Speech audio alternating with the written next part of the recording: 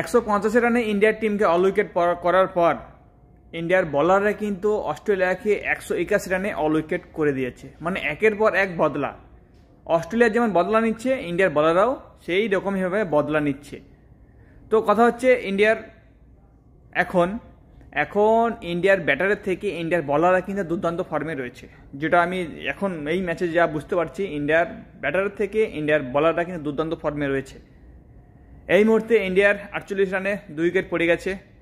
যশস্বী এবং KL Rahul out হয়ে গেছে। সমস্যা নেই, দেখা যাক, বিরাট কোহলি আছে, দেখা যাক কী করে।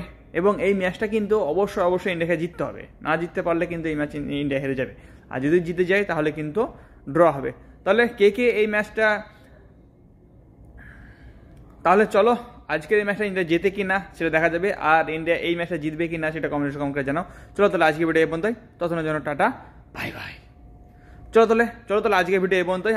আজকের ম্যাচটা কি হচ্ছে কি না হচ্ছে সব রকম আপডেট তোমাদেরকে দেবো।